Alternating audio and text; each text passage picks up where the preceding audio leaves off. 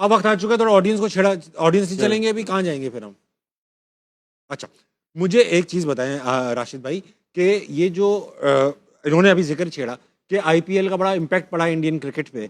आप जब भी जिक्र करते हैं हम पीएसएल का, तो हमें बिल्कुल उल्टा लगता है कि आप कहते हैं कभी इस्लामाबाद यूनाइटेड का इन्फ्लुएंस है, कभी फलां चीज़ का है, कभी पीएसएल देखकर ही प्लेयर आए जा रहे हैं। उनको क्यों पॉजिटिव इम्पैक्ट पड़ रहा है, हमारे यहाँ क्यों अच्छा इम्पैक्ट नहीं पड़ पा रहा? जवाब दीजिए। मेरे ख्याल से एक तो स्ट्रक्चर बहुत अच्छा है।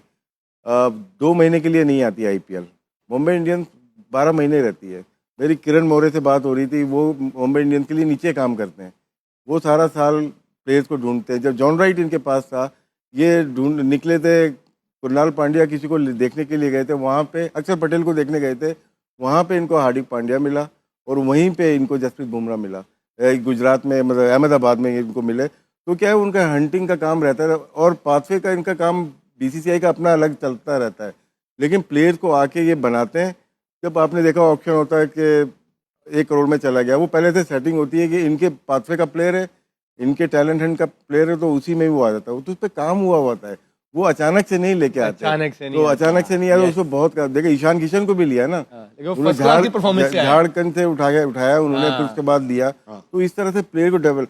अब उनका कोचिंग स्टाफ देख लें, अब वो इंडिया ही में सेटल हो गए सारे, बड़े जन वहीं पे रहते हैं। ये नहीं 1 महीने के लिए आए और चले गए, और वहाँ पे फिर प्रॉपर कोचिंग का सेटअप होता है। और अपने न्यूजीलैंड की हमने बात की थी, सीएसके में उनका फ्लेमिंग कोच था, विलियमसन वहाँ से खेल रहा था। तो जितने भी आने वाले प्लेयर्स थे वो ट्रेन वहीं पे होते थे चेन्नई में। तो जब भी उनके देखे स्पिनर्स को क्यों अच्छा खेलते हैं। सही बात है। तो ये मेरे ख्याल से ज़्यादा अच्छा स्ट्रक्चर है, पूरा साल काम करते हैं, जिसकी वजह फाइनेंशियल भी बहुत स्ट्रॉन्ग है। वो आईपीएल से नहीं लाते, वो उनके लड़के फर्स्ट क्लास में परफॉर्म करते हैं, वो आईपीएल के लिए पिक होते हैं, वहां उनको सारा ये एनवायरनमेंट मिलता है। यस, फिर वो इंडियन टीम में आते हैं। फर्स्ट क्लास के उनके सबके बैकग्राउंड भी तो देखे ना, अब ये सारे फर्स्ट क्लास खेले हुए, ये आईपीएल की इनिंग से नहीं आए हुए। Apart from I think Abhishek Sharma, उसका मुझे नहीं पता कि वो फर्स्ट क्लास खेला हुआ। Sanju Samson first class player है, क्या कहते हैं, Ishan Kishan first class player है, दुबे फर्स्ट क्लास प्लेयर है, ये Tilak Varma first class player है। जब वो आईपीएल से फ्री होते हैं, अगले काउंटी क्रिकेट जाके 4 डे क्रिकेट खेलते हैं। अब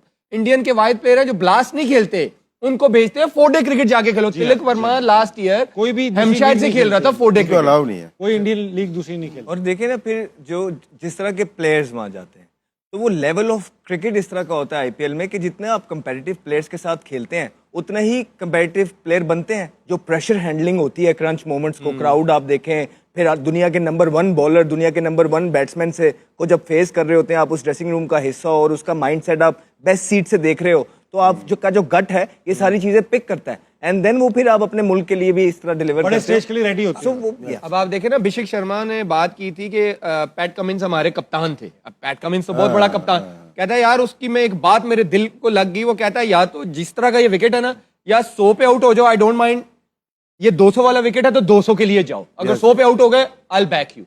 तो ये एक्सपीरियंस है ना, पैट कमिंस ड्रेसिंग रूम में ये बात कर रहा है आईपीएल में, बड़ी बात। और साथ में ट्रेविस हेड बैटिंग कर रहा हो और आपका विटोरी कोच हो, तो बहुत फर्क पड़ेगा। 5 तो उनके पास इंटरनेशनल स्टार थे बड़े, जो इनके कोचिंग स्टाफ में होते हैं।